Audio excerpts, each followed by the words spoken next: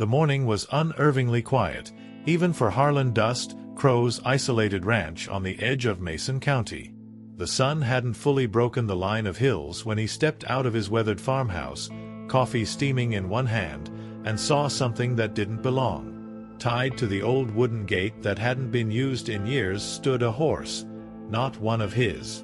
It was a muscular bay with a white blaze across its face, standing dead still, eyes locked on him like it had been waiting all night. Harlan stood motionless, his breath catching slightly. The last time something unexpected had shown up on his land, it was a letter from the lawyer settling his mother's estate. That was 8 years ago. But this was different. As he got closer, he noticed a folded piece of paper tucked under the leather strap of the halter. His fingers trembled slightly as he pulled it free.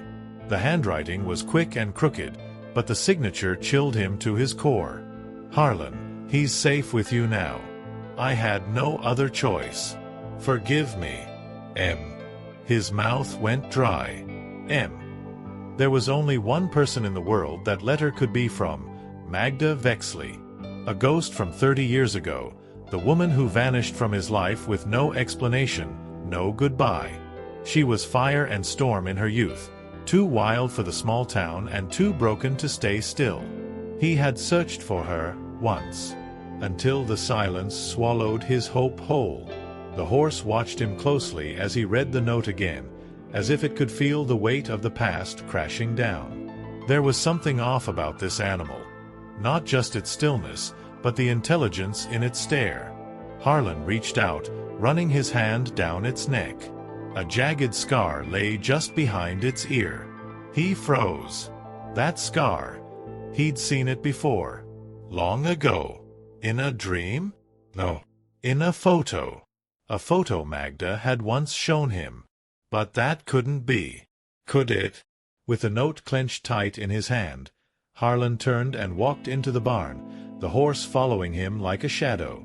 He needed time to think, to breathe. But as he reached the old milking stool and sat down, something fell from inside the folded note, a second piece of paper.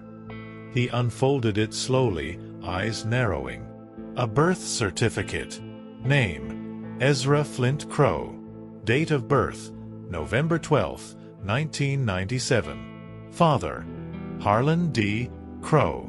Harlan stared at the birth certificate like it was burning a hole through his hands. The barn around him seemed to vanish. He could hear the creak of the rafters above, the shuffle of the horse's hooves on the hay-covered floor, but it all felt distant, like a memory. Ezra Flint Crowe. His name. His son. 28 years old. Born just a year after Magda disappeared. And she never said a damn word. The weight of that silence hit him harder than any storm he'd weathered. How many birthdays had passed? How many moments stolen? First steps, broken bones, first heartbreak. All of it taken away. Not by death, but by choice. Magda's choice. And now she left the boy, no, the man, here, in the form of a horse and a cryptic letter. What the hell kind of woman does that? What kind of man had he been, to never know? He folded the certificate slowly, with hands that shook more than he wanted to admit. His mind was racing, not just with the idea of a son, but with a fear that had no shape yet. Why now? Why leave the horse? Where was Ezra? Was he dead? In trouble? Or worse? Watching him from a distance, waiting to see if Harlan was even worth knowing. He wouldn't blame him if he wasn't. The horse, Brimstone, Harlan had decided to call him, let out a slow exhale, steam rising from his nostrils in the morning chill. There was something almost human in his posture, like he was carrying the burden of someone else's story. Maybe he was. Maybe this wasn't just about reconnecting. Maybe it was a warning, a setup, or a goodbye. Needing answers, Harlan picked up the old rotary phone in the kitchen. The line crackled like it always did, the kind of static that felt like ghosts whispering. He dialed a number he hadn't in years. Tom Bradley, the county sheriff and an old hunting buddy, answered on the third ring. "Well, I'll be damned," Tom said. "Crowe?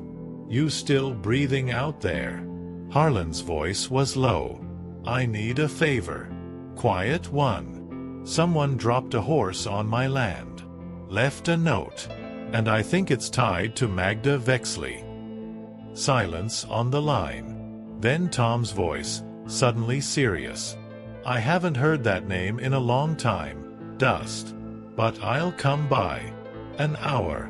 Harlan hung up and looked out the window, past the fields that had once meant peace. Now they felt like a trap. Something had been set in motion. And it was already too late to stop it. Tom Bradley's truck pulled up slow, the gravel crunching under heavy tires like the land itself was waking up to bad news. Harlan stood on the porch, arms crossed, eyes shadowed under the brim of his old hat. Tom stepped out of the truck, older than Harlan remembered, his gut a little fuller, his walk a little slower, but those sharp gray eyes hadn't dulled one bit. They didn't shake hands. Men like them didn't need to. Tom followed Harlan toward the barn, where Brimstone waited in his usual stillness, like some statue left behind by a forgotten god. Tom's gaze shifted to the scar behind the horse's ear.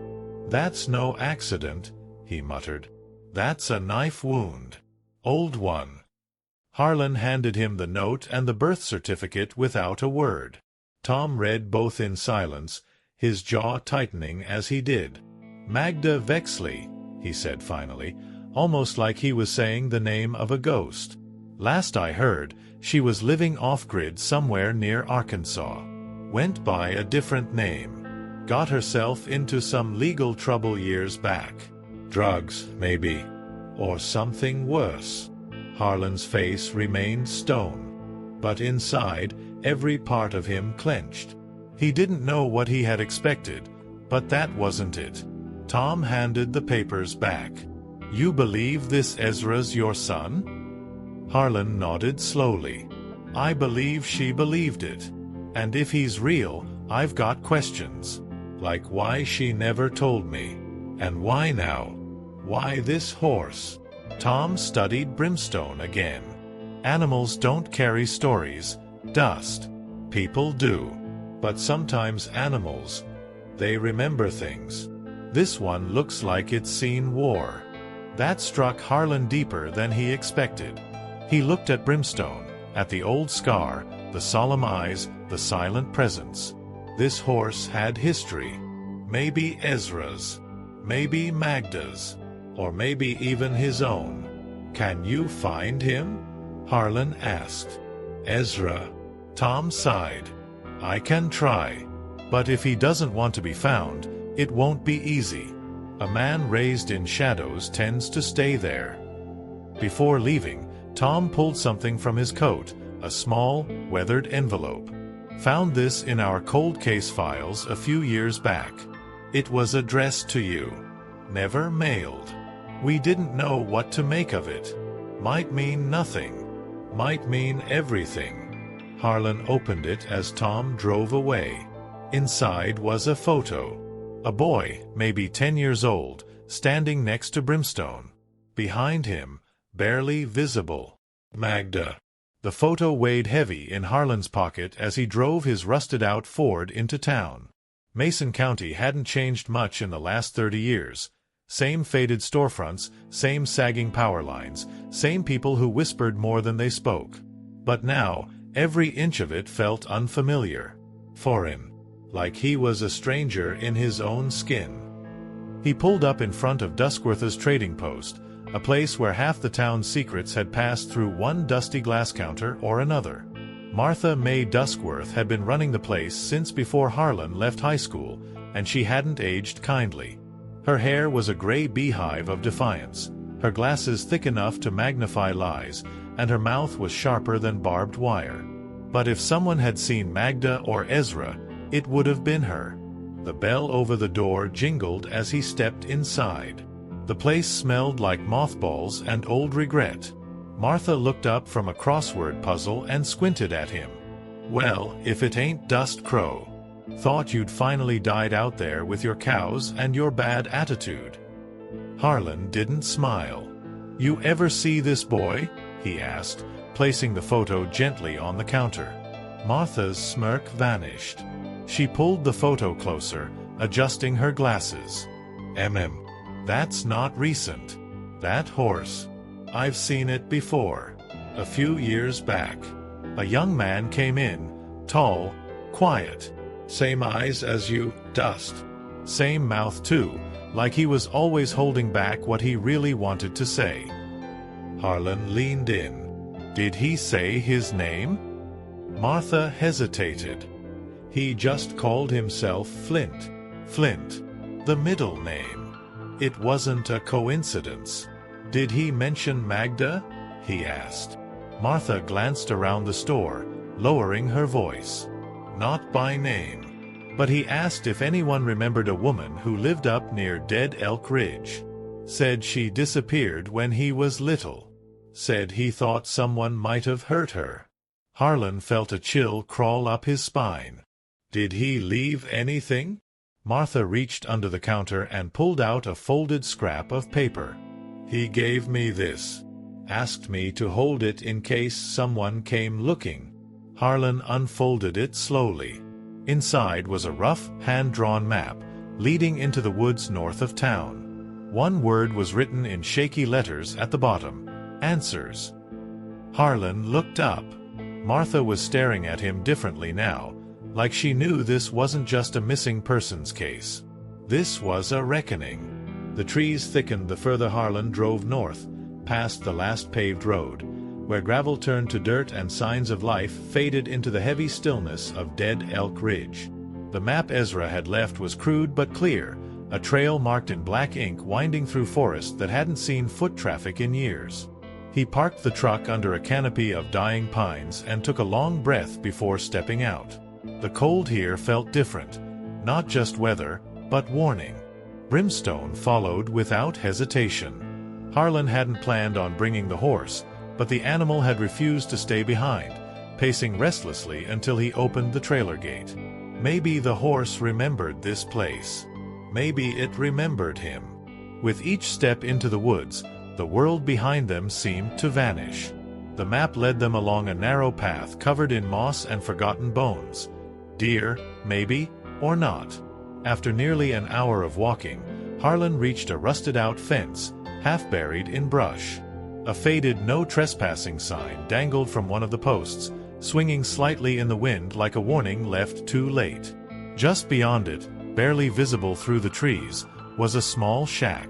The roof had caved in on one side, but the structure still stood. Harlan's heartbeat picked up. Something about it clawed at his memory.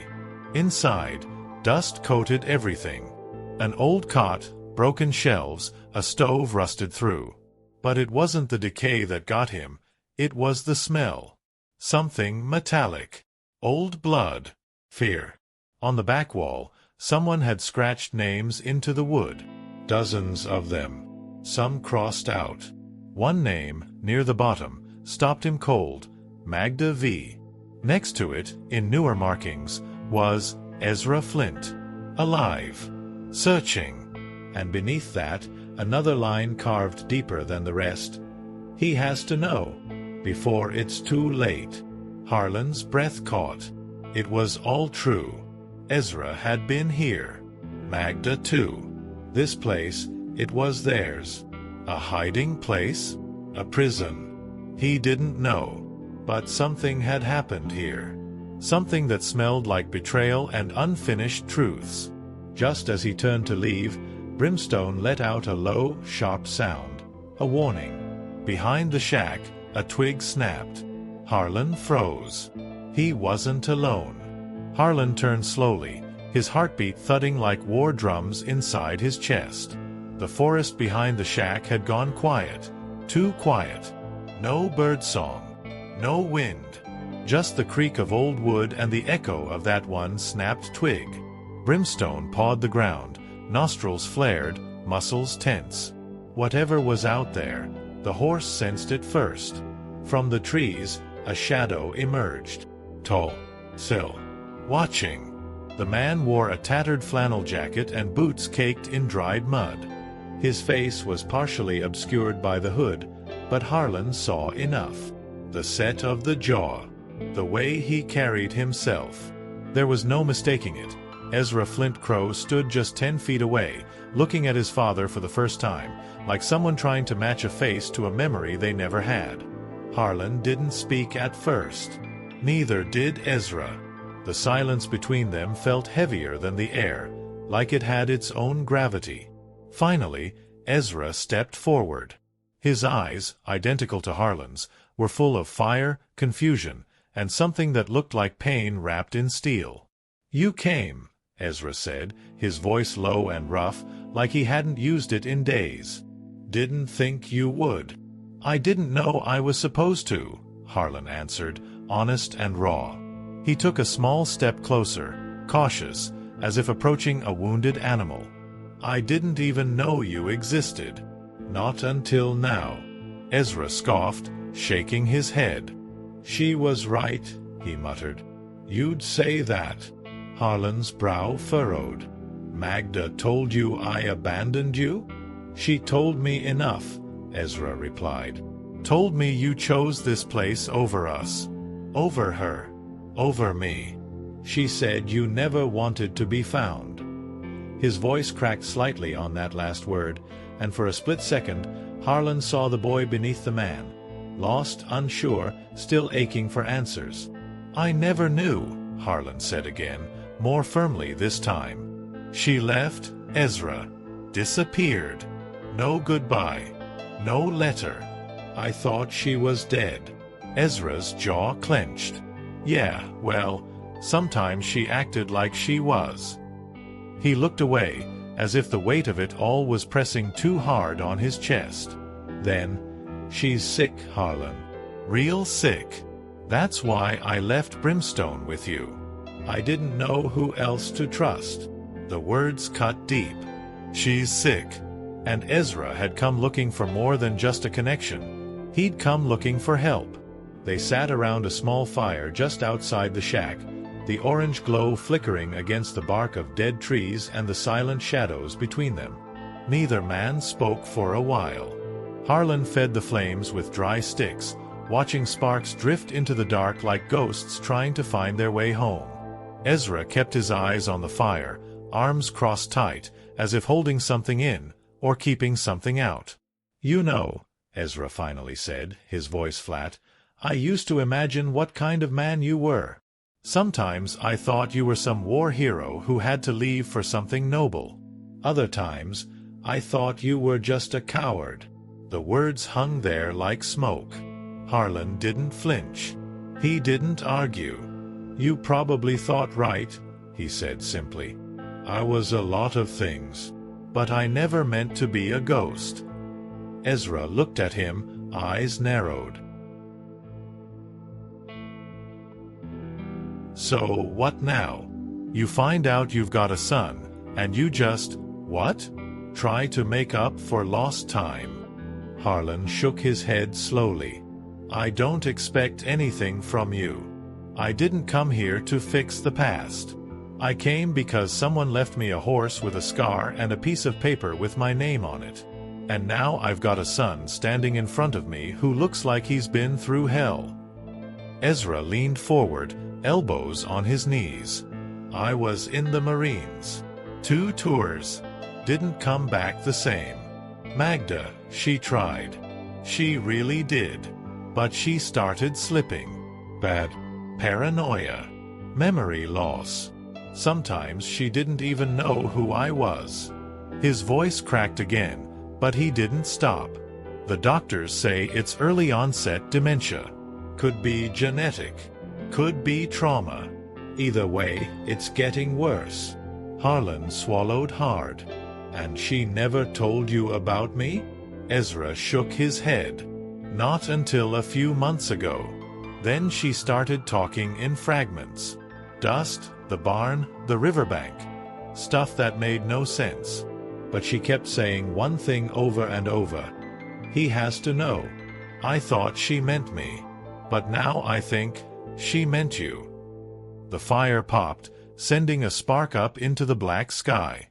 For the first time, Harlan looked at Ezra not as a stranger, not even as a mistake from another life, but as his son. Broken, angry, but still his. And somewhere deep inside, something old and frozen began to thaw. The morning came heavy with fog, draping the woods in a quiet that felt like morning. Harlan and Ezra didn't sleep much, not that either of them admitted it. By the time the fire had died out, the space between them had shifted. Still tense, still raw, but no longer hostile. The kind of silence that grows between men who share the same wounds, even if they were cut at different times. Harlan poured weak coffee from his thermos, handing the cup to Ezra without a word. Ezra took it, hesitating just a second before offering a nod. "She's in a trailer park about 30 miles south," he finally said. "Off a back road. Near the old mill. I left her with a neighbor I trust. A woman named Cass Grendel. She's strange but loyal." Harlan tucked the name away like a warning and a prayer. "You sure she'll want to see me?" Harlan asked, unsure if he wanted the answer. Ezra shrugged. "Some days she asks for you like she saw you yesterday. Other days, she forgets her own name. But I think she's been waiting." His voice was softer now, younger. The edge was dulling, replaced by something that felt dangerously close to hope. They packed up in silence. Brimstone followed them without hesitation, as if sensing that his purpose, whatever it truly was nearly fulfilled. Ezra watched the horse carefully as he walked. He was there when she broke down the first time. She screamed at the walls for hours. Brimstone just stood by the window, like he was guarding her. Never moved. He saved her once. "I thought maybe he could save her again." Harlan said nothing, but his chest tightened. On the drive down, the landscape blurred past, rusted mailboxes, broken fences, fields left to die. Ezra kept glancing out the window, his leg bouncing with anxious energy. "I don't know what I want you to say to her," he admitted. "I don't even know what I want from any of this. But I knew I couldn't carry it alone anymore." Harlan gripped the steering wheel harder than necessary. "Maybe you were never supposed to." As they turned onto the dirt road that led to the trailer, Ezra leaned forward, squinting through the fog. "That's her place up ahead," he said. "The blue one with the tarp over the roof." Harlan slowed the truck. Neither of them said a word.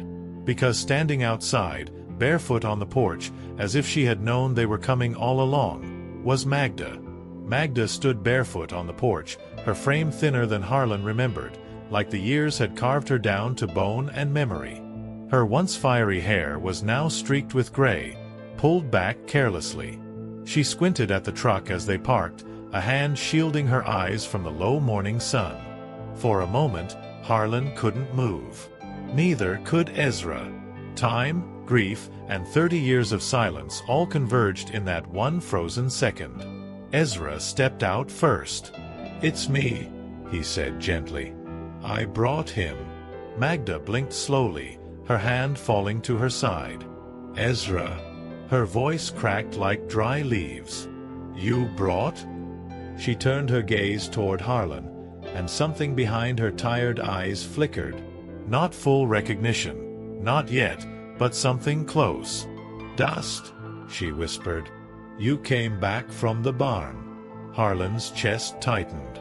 That sentence, nonsense to anyone else, hit him like a bullet.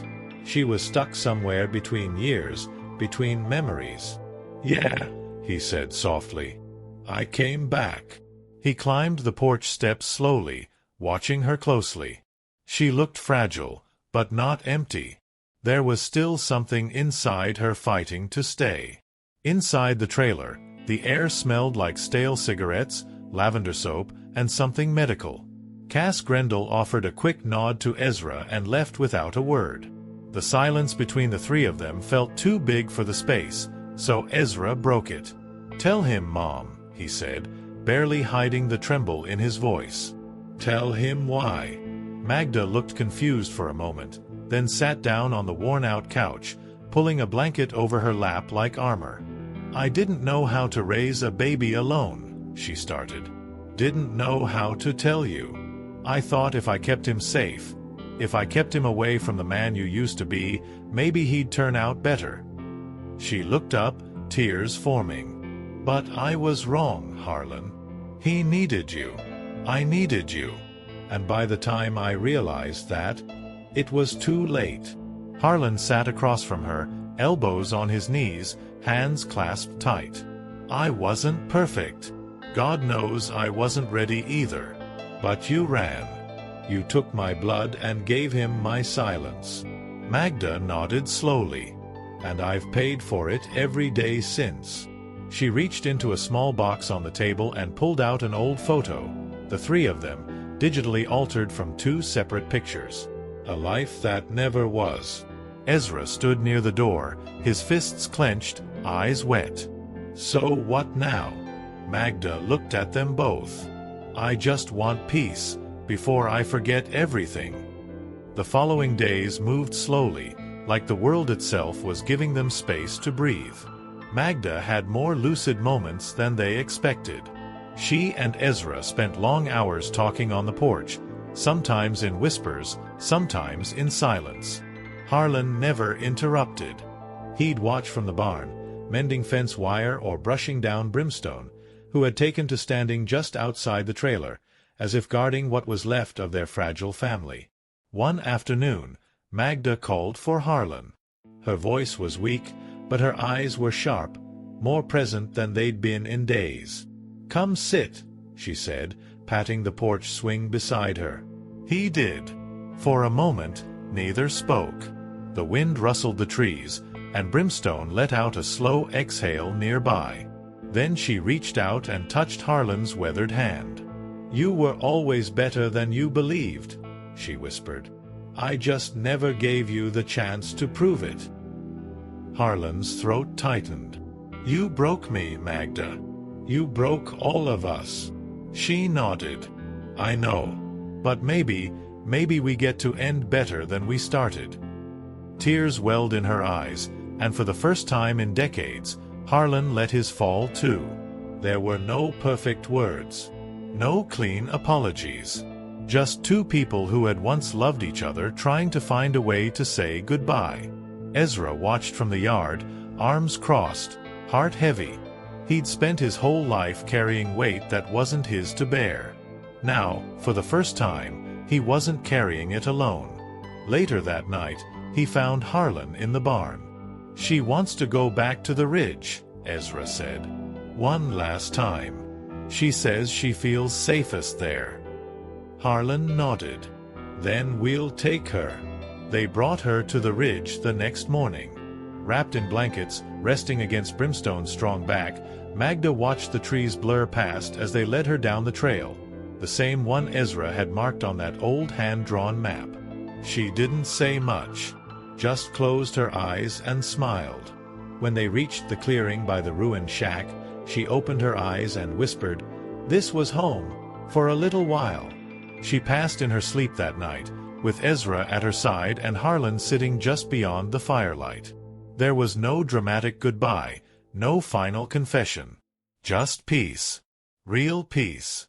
They buried her beneath the oldest tree on the ridge, no headstone, just a carved piece of wood that read, "She remembered enough." And as the sun broke through the clouds that morning, Harlan placed a hand on his son's shoulder. "We start from here," he said.